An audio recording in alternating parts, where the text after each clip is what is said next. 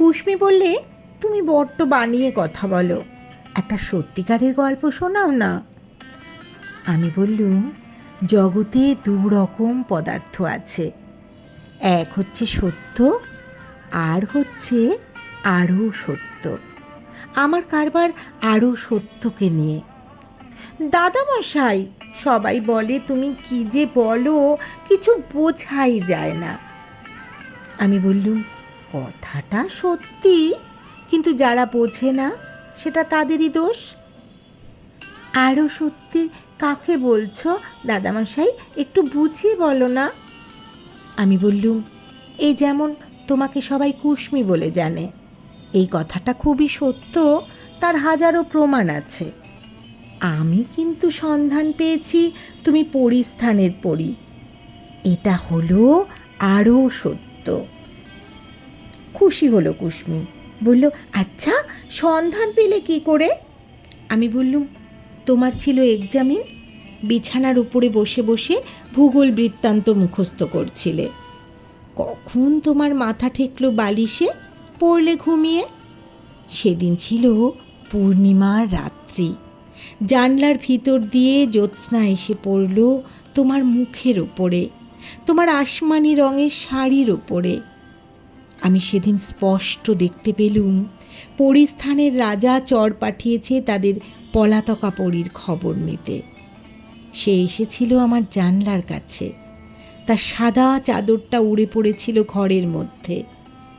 চর দেখল তোমাকে আগাগোড়া, ভেবে পেল না তুমি তাদের সেই পালিয়ে আসা পরী কিনা।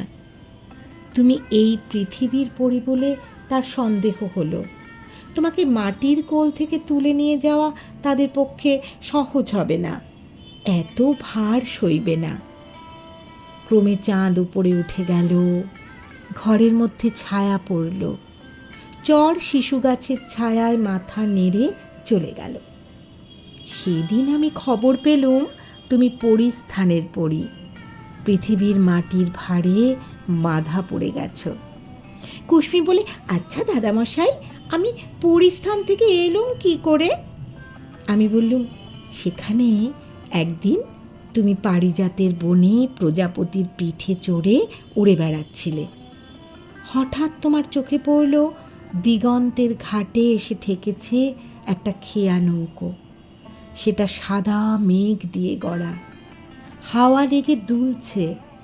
তোমার কি মনে হলো তুমি উঠে পড়লে সেই নৌকোয়। নৌকো চলল ভেসে, ঠেকল এসে পৃথিবীর ঘাটে। তোমার মা নিলেন কুড়িয়ে।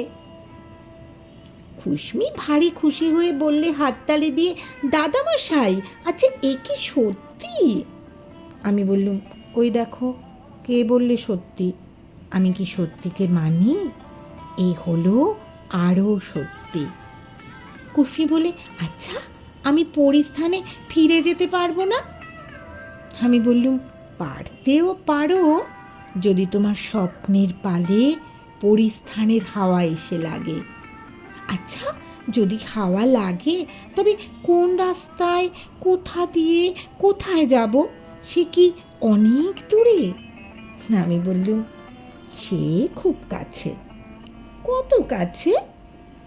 যত কাছে তুমি আছো আর আমি আছি। ওই বিছানার বাইরে যেতে হবে না। আর একদিন জানলা দিয়ে পড়ুক এসে জ্যোৎস্না, এবার যখন তুমি তাকিয়ে দেখবে বাইরে, তোমার আর সন্দেহ হবে না। তুমি দেখবে জ্যোৎস্নার স্রোত বেয়ে মেঘের খেয়া নৌকো এসে পৌঁছচ্ছে। কিন্তু তুমি যে এখন পৃথিবীর পরী হয়েছ, ও নৌকোয় তোমার কুলোবে না।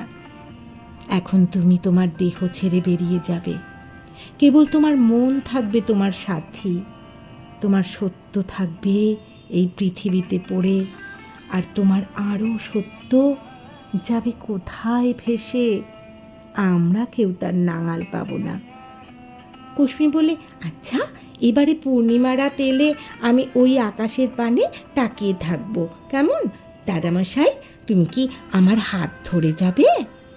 আমি বললুম, আমি এইখানে বসে বসে পথ দেখিয়ে দিতে পারবো, আমার সেই ক্ষমতা আছে, কেননা আমি সেই আরও সত্যের কারবারি।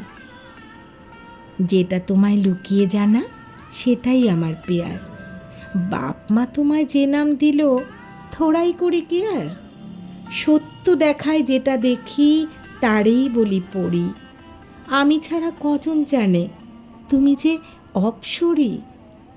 কেটে দেব বাধা নামের বন্দির শৃঙ্খল, সেই কাজেতেই লেগে গেছি আমরা কবির দল। কোনো নামেই কোনো কালে কুলোয় নাকো যারে, তাহার নামের ইশারা দেই ছন্দে ঝংকারে।